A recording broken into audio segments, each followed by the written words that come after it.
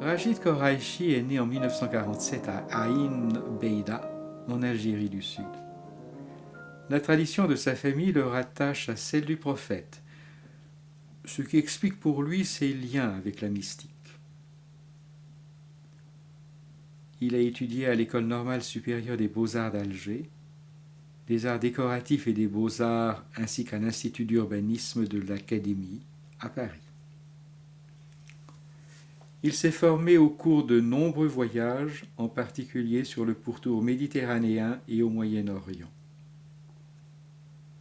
Koraichi pérégrine, à l'instar des mystiques du XIIe et du XIIIe siècle comme Rumi ou Ibn Arabi. S'inspirant de leurs itinéraires, il se met à l'écoute de l'écho que ces mystiques suscitent dans les hommes d'aujourd'hui et considère que les objets d'usage, poterie, ferronnerie, tissus, en se démultipliant, rendent accessible le message des mystiques dont le temps a gardé le nom.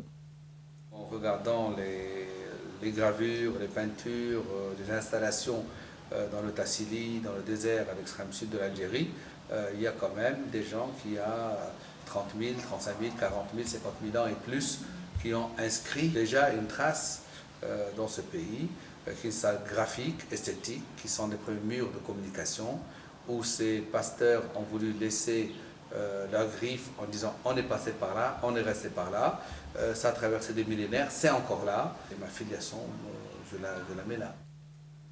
Koraichi, contrairement à beaucoup d'artistes, se considère comme solidaire de l'art d'autres, parce qu'il se retrouve en eux.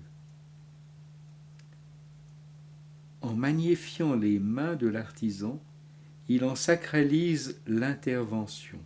J'aime pas montrer mon travail dans mon lieu de création, d'autant que souvent je ne crée pas ici, je réfléchis ici, je mûris le concept. Pour moi, l'atelier c'est le monde, c'est des ateliers aussi de différents artisans, que ce soit des fonderies de bronze, comme je vais aller travailler cet été dans mon CV d'une fonderie de bronze, je vais à Alep travailler des pierres taillées et sculptées, je reviendrai sur Damas après dans les allées de broderie et de textile, donc travailler avec eux.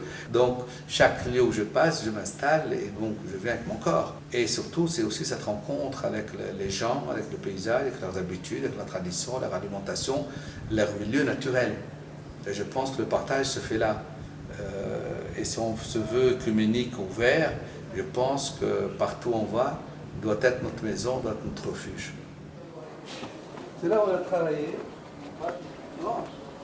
C'est là où on a travaillé, tu vois, mais dans ces conditions de lumière.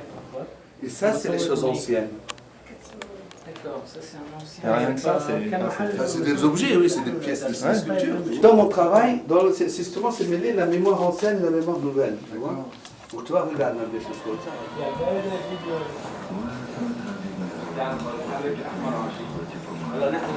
Regarde comment il le verse. They use all the space.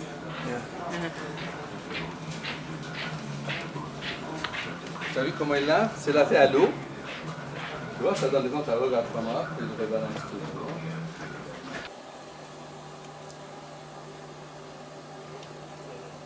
Chacun de ces objets quotidiens ressemble à un échiquier dont chaque case est un terrain nécessairement dépendant des autres, que ce soit dans les dimensions réduites d'un objet quotidien, dans celles d'un lieu habité ou d'un paysage historique. Koraichi classe les structures des choses. Il faut moins chercher à comprendre ses œuvres qu'à les vivre à travers une contemplation. Koraichi donne des clés, mais ne les tourne pas dans la serrure. Le chiffre est d'une grande importance pour Koraichi. 7 est le chiffre sacré, ainsi que ses multiples. Et il y a un ordre qui se conçoit de la sorte, comme si l'esprit trouvait plus facile d'ordonner ainsi l'univers. Que Rachid Koraichi se fasse sculpteur, potier, peintre, tisserand ou forgeron, c'est la magie qui rayonne de son œuvre. Son rythme incantatoire l'affranchit du temps, puisque la répétition suspend le temps, tout comme le chiffre, l'espace.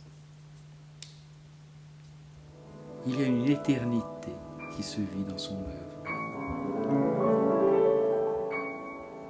On a été avec Aska dans un travail commun à deux sur un même support qu'on a montré donc, il y a 2 ans à l'abbaye de Mortain.